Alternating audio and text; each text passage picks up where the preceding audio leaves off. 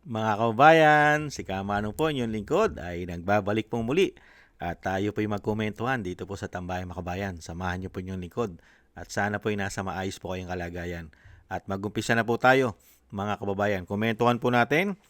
Ito pong congressman ng Ilocos at anak po na tinatawag na bangag at bongit na kanyang ate.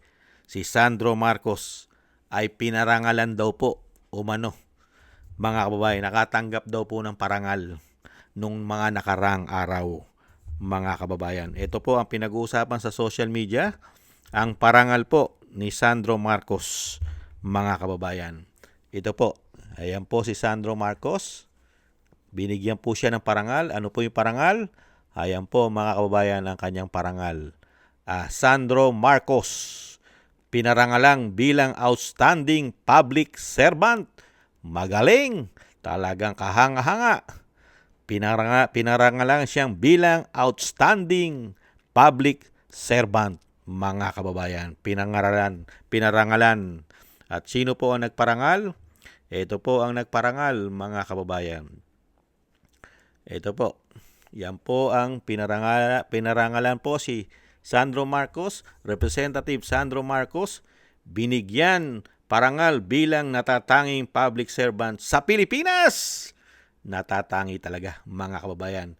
Nagpasalamat si Ilocos Norte Representative Sandro Marcos sa kanyang natanggap na parangal mula sa RP Mission and Development Foundation INC, RPMD, na kumikilala sa kanyang pagiging isang natatanging public servant sa Pilipinas. Mga kababayan, talagang kahanga-hanga. Natatanging public servant. Ano kayang public servant natatangi? Pero ayon naman po kay Erese, sinagot naman po ni Erese, ang outstanding congressman sa Pilipinas, natatangi. Ito naman daw po yung magpinsan, ay yung magtsuhin at pinsan po na tinatawag na tambaluslos, mga kababayan, ng Vice President, at pinsan po na tinatawag din bongit at bangag ng kanyang ate. Ito po ang tsuhin at ang Sandro Marcos ayon po kay Representative Erese.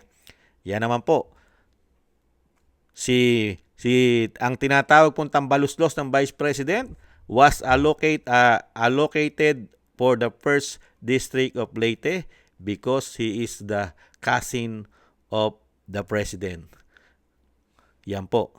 Yan po ang allocated niya po ay 48 billion, mga allocable. Ito po ang kay Sandro na most outstanding po sa buong Pilipinas. Yan po. Ano po sa kanya? 30 billion was given to the first district of Ilocos Norte, the son of the President. Ayon po kay Representative Edgar Erese ng Caloocan. Yan po, mga kababayan. 30 billion daw po. Kaya nga po hinahangaan po Hinahangaan po at binigyan po ng parangal. Binigyan po siya ng parangal ng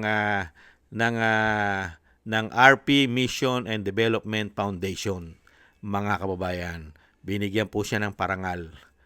Kaya nga po hanga-hanga po sa kanya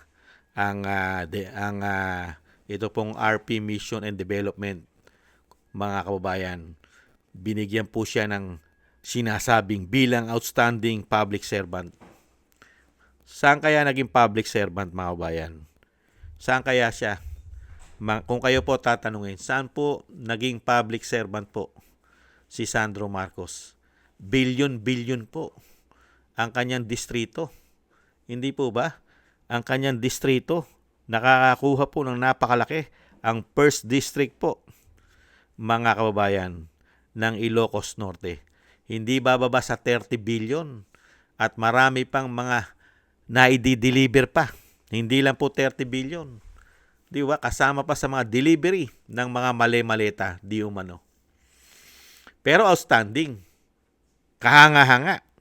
Hindi ba? Kaya nga binibigyan na award dahil kahanga-hanga natatanging public servant sa Pilipinas. Kaya nga nagtatanong tayo ano kaya yung pinagsilbi? Ano kaya, saan kaya nag-serve? Ano kaya servant, mga kababayan? Servant po kaya saan? Sa pera ng taong bayan? Ubos Limas eh. Limas ang pera ng taong bayan ng 2023, 2024, at 2025. Ngayong 2026, kung nagawa na po nila ng 3 taon, hindi ba nila pwedeng gawin ng ika-4 na taon? Di umano? Hindi po ba? Kaya nga outstanding eh. Kahanga-hanga, mga kababayan. Bobo, yung lagi po natin sinasabi, bobo na lang po.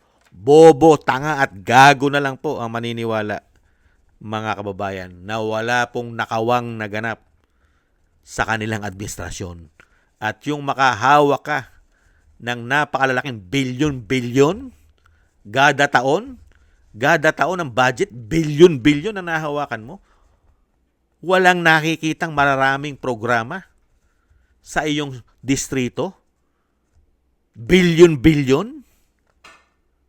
Wala bang korupsyon yan, mga kababayan? Nagtatanong lang si Kamanong. Pagka ganyan po ang binabudget sa iyong distrito at nabibigyan ka pa ng deliver ng mga marine, mga ex-soldiers, ayon po sa mga marines. Aba, world class na po ang Ilocos Norte ngayon. Nasa world class na po ang Ilocos Norte, lalo-lalo po ang 1st District.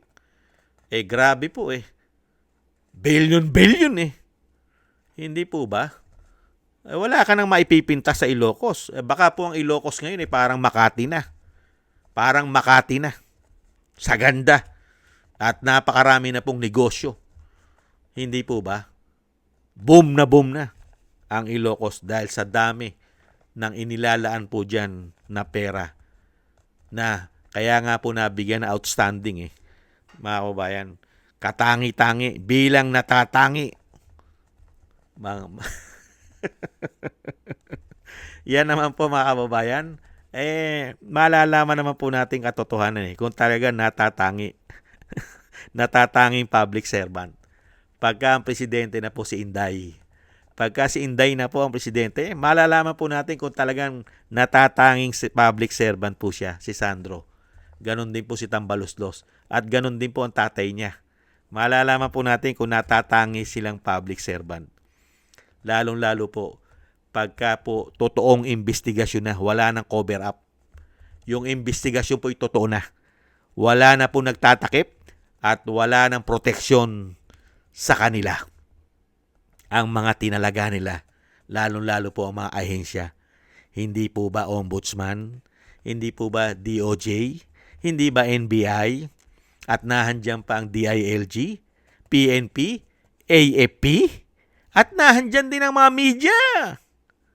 Hindi po ba? Ay mawawala ba ang mga makakaliwa? Hindi po ba? Pati mga iilan-ilang mga pari dyan? Mawawala rin ba si Tonyo dyan?